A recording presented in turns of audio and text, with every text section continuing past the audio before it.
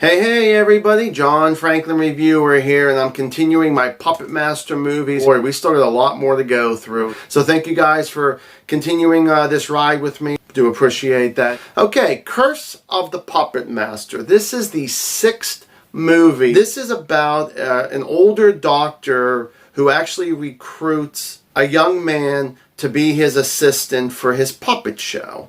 So what is it that I actually like about this movie here? Well, the first thing I'm going to say is I like the way it starts off, like maybe the first 3 to 5 minutes before they do their beginning credits. I actually think it's really creepy. It's very suspenseful of what's going on. And then I would have to say when we get to the deaths, which do still take a little bit of time, they are bloody as hell. And on to the dislikes. Well, the first thing I'm just going to say, let's get through some of the quicker ones here, is the acting was really horrible. The story was really stupid. It was slow. It was boring.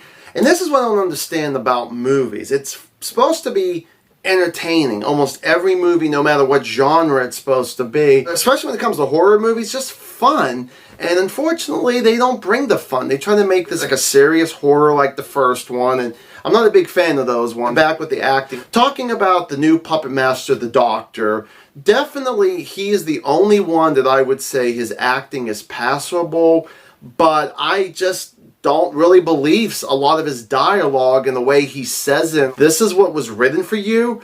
I'm like, oh man, this should have been more pepped up for someone who at least was, again, a passable acting. Then we have his daughter Jane, which I really hate to always bash someone with their acting, but I'm not the one that's in the movie. Her acting is as bad as a porn star. It really is. From when you first see her until you last see her, and I'm like, oh my god. Say she's probably up there with the actress from Leprechaun 2. That both of them have competition of who was actually the worst. The young boy Robert that he recruits, he was dull really throughout the entire movie. Before you get to any more acting there, I mean, the script was really bad. The direction of this was really bad. I was expecting a lot more funner than what it was, and I'm like, no, not really. Not really. This might even be even worse than Part 5 possibility. I mean, they're kind of, even right now. Continuing more with the acting and all that, you got these 2 cops, and I don't know if they're the only cops in this small little town or not.